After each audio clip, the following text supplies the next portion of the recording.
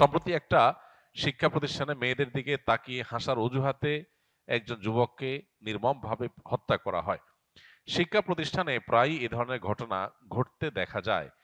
এগুলো বন্ধের প্রকৃত উপায় কি হতে পারে?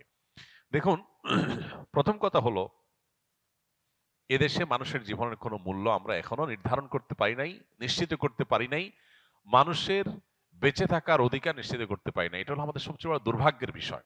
আমরা অনেক লম্বা লম্বা কথা বলি, অথচ প্রায় সময় এ ধরনের ঘটনা শোনা যায় যে একজন মানুষকে ধারণার ভিত্তিতে, কোনো অভিযোগের ভিত্তিতে পিটিয়ে মেরে ফেলা হয়েছে। যারা মেরে ফেলেছে তাদের শাস্তি নিশ্চিত হয়েছে, এইরকম ঘটনা আমরা শুনতে পাই না।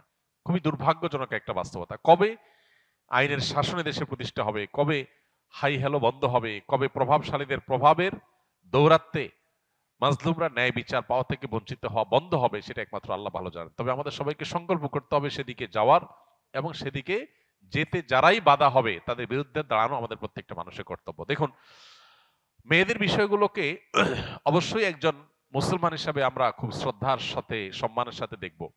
কিন্তু আমরা দেখেছি যে বেশ অনেক বছর যাবত আমাদের দেশে আহ নারীদের ইস্যুগুলোতে অতি স্পর্শকাতর, কোনো কিছুরই অতিরিক্ত ভালো না, অতি স্পর্শকাতর করা হচ্ছে। একজন নারীর দিকে তাকে হেসেছে, সেজন্য একটা যুবককে পিটিয়ে মেরে ফেলতে হবে, এটা একদিনে তৈরি হয় নাই। এর আগে আমরা দেখেছি কোন নারীর টিপ নিয়ে নাকি কি বলাতে একজন পুলিশের চাকরি চলে যায়, অথচ সেটা পরে অভিযোগে, সে অভিযোগটা তদন্তে প্রমাণিত হয়নি, অসত্য প্রমাণিত হয়েছে, কিন্তু তার চাকরি তিনি আর ফিরে পান নাই। তাহলে নারী হলেই তার ব্যাপারে অতি স্পর্শকাতর হয়ে যাওয়া, অতি সংবেদনশীল হয়ে যাওয়া, একেবারে আদাজল খেয়ে নেমে যাওয়া, এই অতিভক্তি চোরের লক্ষণ। একটা সমাজকে অস্থিতিশীল করার নামান্তর। এই জিনিস